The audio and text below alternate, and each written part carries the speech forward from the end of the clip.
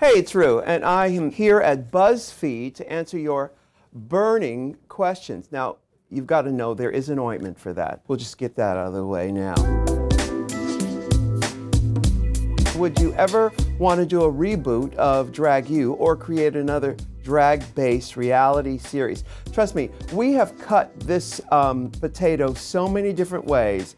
We have French fried it, we have au gratined it, we have eaten it raw, and we are continuing to find new ways to chop this potato up, this drag race potato, and serve it up in many different ways for you. In fact, we're about to start doing something new with the potato. I think you're gonna like a lot. So yes, the answer is yes, yes, and yes, and bon appetit. Do you have to be a drag queen or gay to call you mother? No.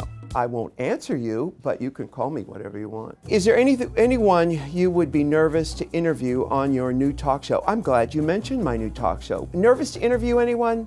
Probably not. I've been around for a while. Whenever I go on stage, I think, okay, Ru, you're going into Mama's living room. I would perform for my mother in the living room. I could do no wrong there. She would love whatever I did, as long as I showed up and did it.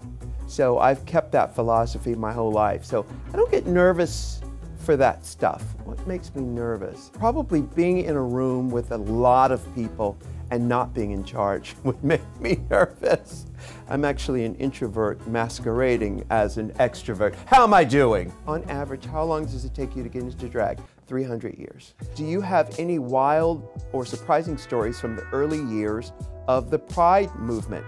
Yes, and probably none that I could tell here. But I will say that my first gay pride parade was 1982 in Atlanta, Georgia. There were probably only 75 people there. It was a very tiny affair, just right after World War II.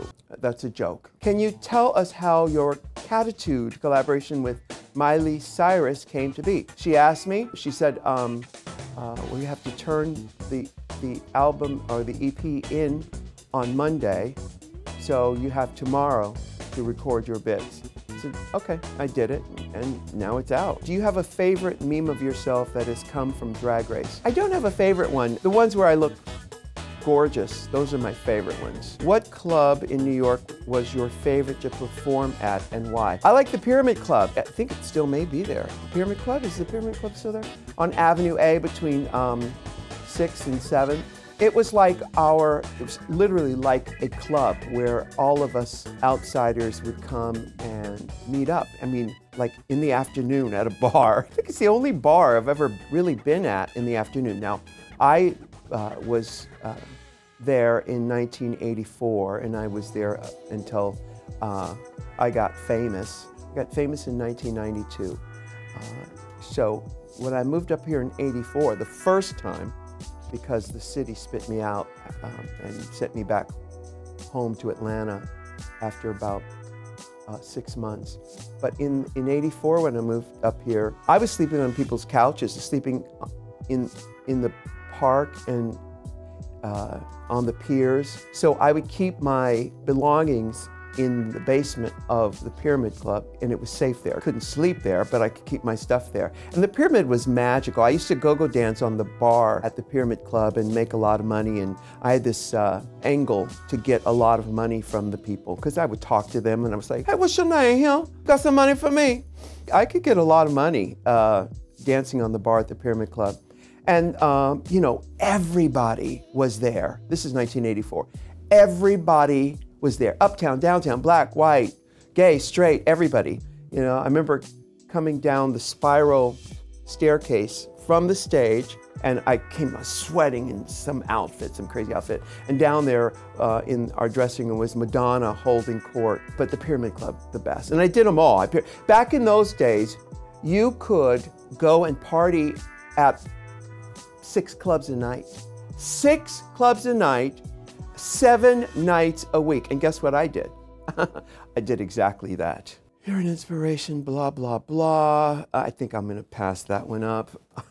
That was funny. You guys can laugh, you know. Rotten. Do you ever replay or rewatch a lip sync before making a final decision? No, it's very obvious when you see it the first time. If you could steal one look from any queen on Drag Race, What look would you steal? None. I have my own, and they're more fabulous than anybody's, honestly. I'm being for real at the same time as being tongue-in-cheek. Yeah, my looks are better than anyone's. Have you stopped doing drag outside of Drag Race? Will we ever see you in drag on the talk show? First of all, when I do drag, I'm getting paid a lot. I won't do it for free. If you want to see me in drag, I'm doing this one show for like 11 years in drag. You can always see me in drag. I mean, what more do you want from me, people? But I'd never say never about the drag on the talk show. I did a talk show about 300 years ago on VH1 where I was in drag all the time. And you can probably see that on YouTube. Hi, Ru, in Snatch Game, who would you be?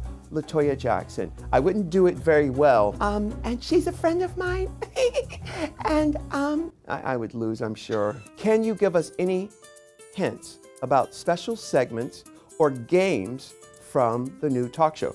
The only hint I'll give you is it's really fun. I was born to do a talk show. I grew up watching television. I used to practice having my own talk show in Mama's living room, you know, with the couch, and my reluctant sister would be my only guest.